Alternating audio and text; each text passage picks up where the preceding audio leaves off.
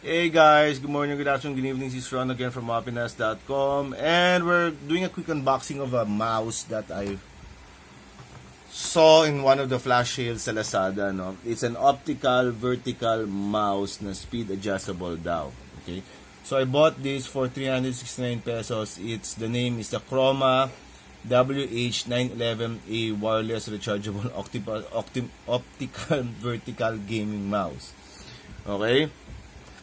So, I chose the white, pero according to the box, there are other colors that you can choose. I chose the white kasi kakaiba. Okay? And I've never had a white mouse yet. So, here's the mouse itself. And there's a micro USB cable along with it. Okay? So, as you can see, the mouse is supposed to be held like this. Okay, so your fingers are on the side, on the right. There's a tracking button. There's buttons here that I assume is adjustable for whatever purpose you want. There's the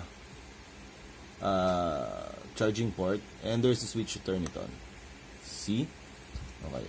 So, and the USB receiver is located down here. So you can pull it out. Okay, I'm gonna plug it in now dun sa laptop ko just to see how fast it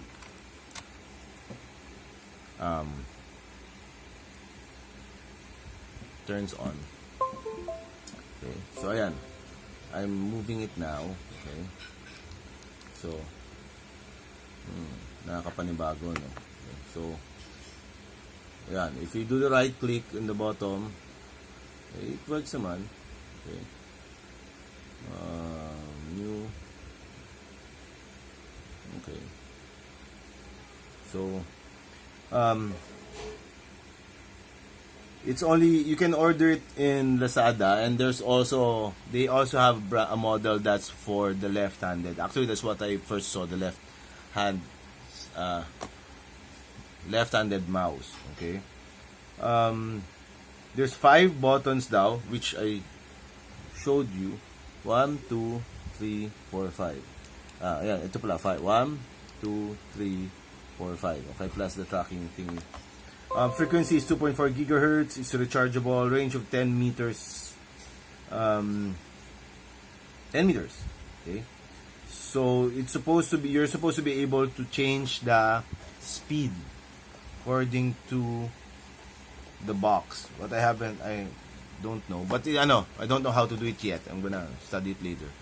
But as you can see, it's plug and play, so it's already it works.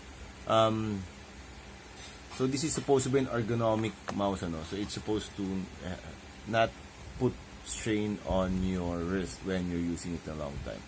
So it looks good. We'll test it out in the next couple of days. It's rating is 3 volts to 10 milliamperes, 2.4 G wireless mouse. So it's made in China. Okay, so they say it's a gaming mouse, but I'm not sure. So I'm gonna test it out in the next couple of days on StarCraft and the other games that I play on my laptop. So that's a quick unboxing, guys. Thanks for watching. You can buy it in Lazada if you want. And probably they also have it on Shopee for 339 pesos only. Thanks. Bye.